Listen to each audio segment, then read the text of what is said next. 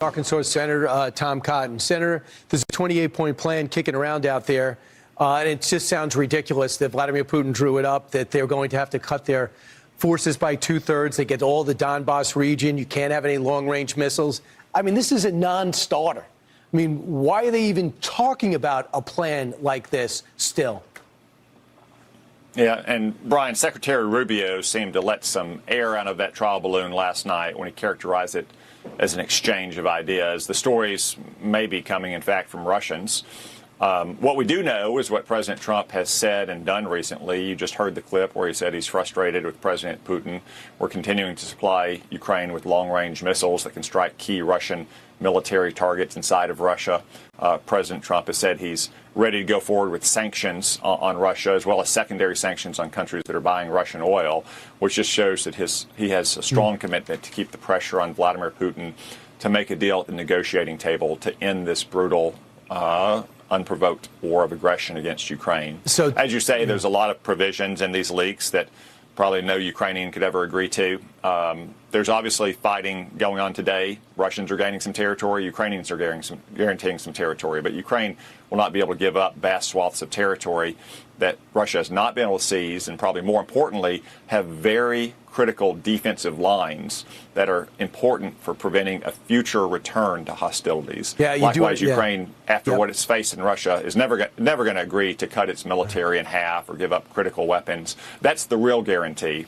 You know, the West gave Ukraine security guarantees in 1994 under Bill Clinton, and we saw what those were worth the next time we had a Democratic president, Barack Obama in 2014, or another Democratic president, Joe Biden in 2022. Ukraine's security guarantees are how many tanks and cannons and drones it has, not empty promises from more Western leaders. And just by the way, tomorrow I think the sanctions kick in with Rosneft and Lukoil, and it's going to cut India's purchases from those organizations, and they get 40% of their oil from there. So they're going to go elsewhere. So just as these sanctions are about to kick in, Vladimir Putin or the Russians pick up the phone and say, "Hey, I'm ready to talk." Just like when the president was about to give him tomahawks. I hope we don't fall for it again. Let's go over to another hot spot. Are you comfortable with our military buildup in the Caribbean and around the Venezuelan coast? Some Democrats and maybe even some Republicans like Rand Paul are not.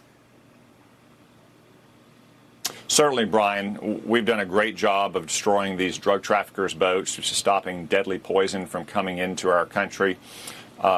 Secretary Rubio has said that all of these strikes are supported by multiple sources of intelligence.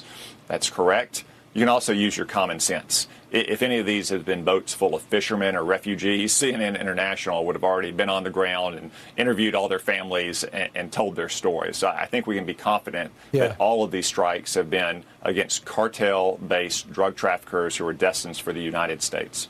And I assume when the president does talk to Maduro, directly or indirectly, the message is going to be leave. And the Colombia leader, Colombia is now saying that Maduro should really leave the country. And that's way would probably allow the group that actually won the election to run the country. That would be different. So there's something else going on I think that's extremely important. It's got everyone concerned. Unauthorized drone flights over our military facilities and installations. Do we have an effective defense against this? And what have we done to control this? Do we have any idea who's behind this? No, Brian, not really. And it's not just military bases. It's any large civilian gathering. It's SEC football and NFL football this weekend. Next year, you're going to have the World Cup. You got the Super Bowl, Daytona 500, other big outdoor gatherings.